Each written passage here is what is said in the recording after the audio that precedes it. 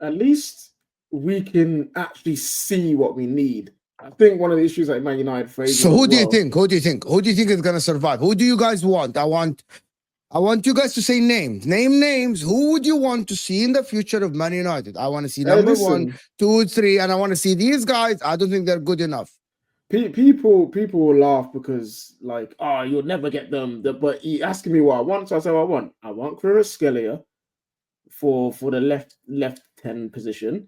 Mm-hmm. I don't think Garnacho is ready, and I don't think Rashford's mindset is there for Man United right now. I would like Alphonso Davies in left wing back. I would like Jeremy Frimpong for the right wing back.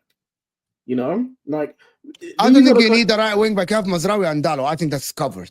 I think that's Mazraoui's calm. Mazraoui, you know what? He could play. Dalot, you're judging Dalot because of him playing out of position.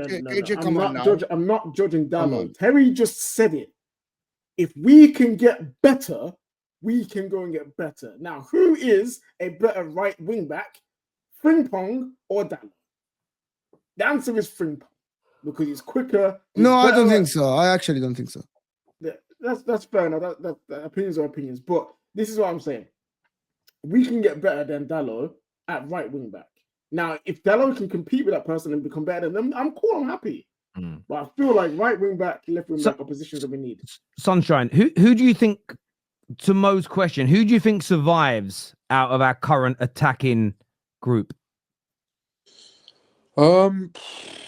Ideally, I think it's a difficult one, and the reason I think it's a difficult one is because we've got to look at the budget first and where we're able to prioritize first and foremost. If we were Manchester City in a situation like Manchester City, then I'd be sitting here saying, yeah, let's go get all these big names and get rid of them.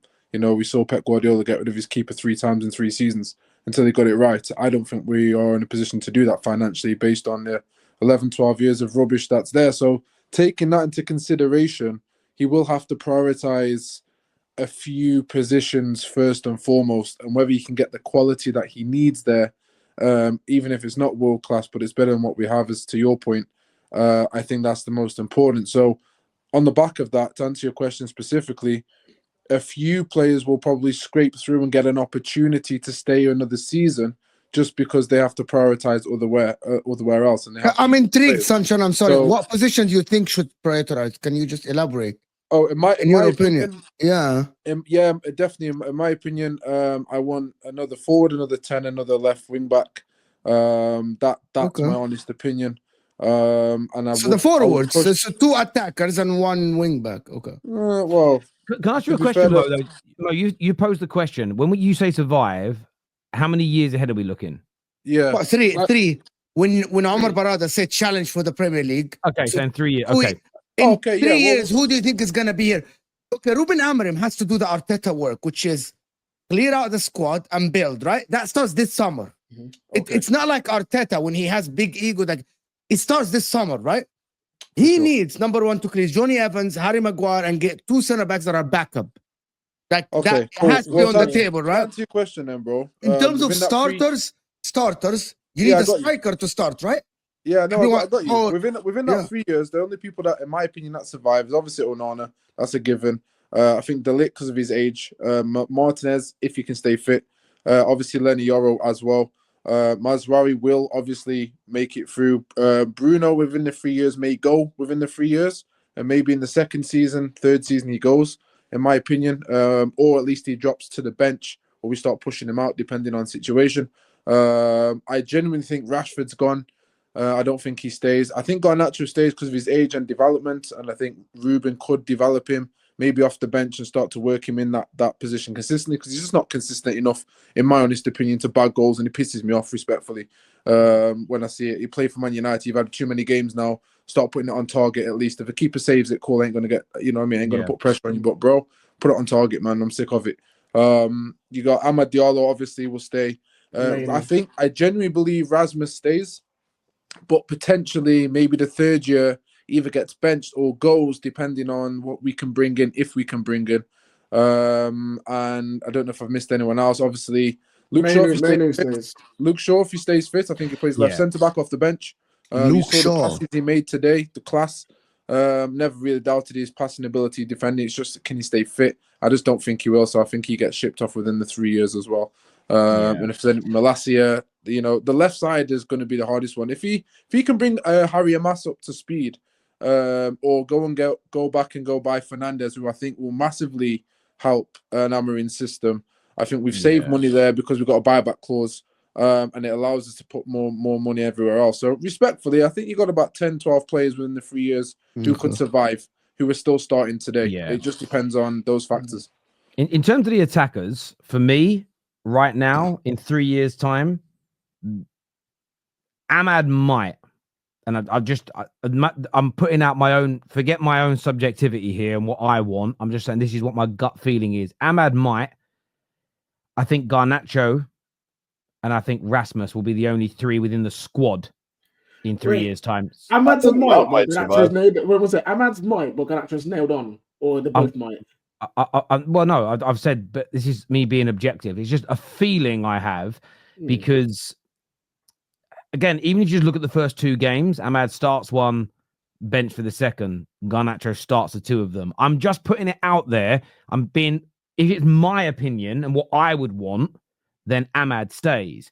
I'm just giving you my gut feeling around what I think might happen.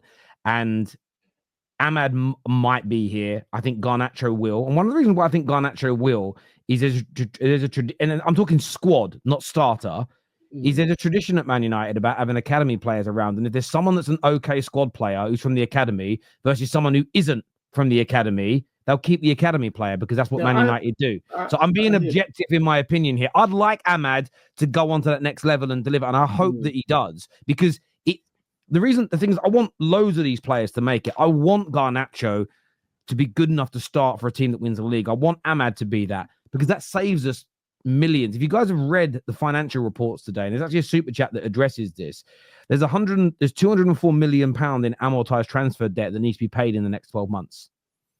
A lot of our high earners are unsellable as an example. And I spoke to a couple of financial experts today that specialize in football. And there's obviously the ticket prices that have been widely condemned and rightfully so. We'll touch on that on the top six properly tomorrow, because that's going to make a very small dent in the financial situation. But a lot of people are saying, why are these broke billionaires not pumping in money? And I went and spoke to a few financial experts today and said, can you just clarify for me what owners can and can't pump in? Now, this is a clarity that's been given that's even re-educated me. Owners can pump as much money as they want into a football club. So theoretically, these broke billionaires could pay all our debt off tomorrow. However, when it comes to PSR, they could only put in £90 million over a 3-year period, which means if they write the trading accounts could show all the debts written off and we're making loads of profit.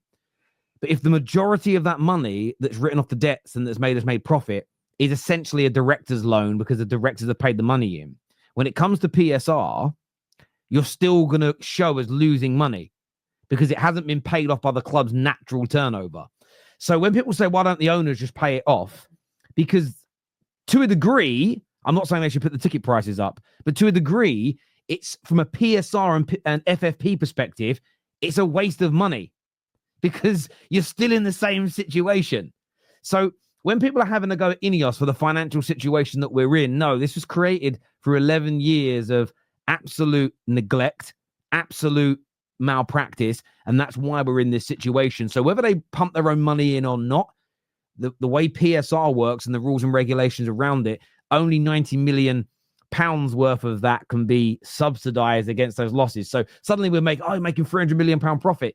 Yeah, but that's because you paid off debts with owners' money. So that would all be minused out and you'd still make a PSR loss, even though you're probably making £100 million profit. So it becomes irrelevant along those lines anyway. That's the way it was explained to me today in layman terms. So there's loads. That's why I hope, by the way, that some of these players make it, because if they can turn, if Mainu keeps getting better as an example, if Harry Amas comes through the academy and does really, really well, that might save us 50, 60, 70, 80 million pounds on players. You mentioned Luke Shaw earlier. Luke Shaw, because he's on quite a high wage, if he can stay relatively fit and be a backup centre-back and we're not having him marauding down that wing, that might for a few years save you 40, 50 million pounds. And I think that's where United fans, you can't just think about it like you're playing FIFA and like there's an endless supply of money. You have to look at the real situation here. But sorry, Terry, just on that point quickly, reducing his wage on a new contract, he has to take it as well. Yes. Yeah. So, I mean, that could also be a point, as you say, you're going to be the full fifth choice centre-back. but we're going to take your money from 200 grand a week down to 100 grand a week. That's the type of deals you may see happen. Now, you'll get the uneducated will go, no ambition. It's not about no ambition. It's about the rules that are in place that are restraining the owners, regardless if they're worth 20 billion, £1 or 200 billion. There's, because if owners could pump in whatever they want, which is they can, Newcastle's owners would do it, wouldn't they? But why haven't they? They're not broke Saudi billionaires. There's no point. There's 0 point because you would still lose out on PSR. So it becomes an irrelevance. Viewers, hit the like button for us and please make sure you are subscribing to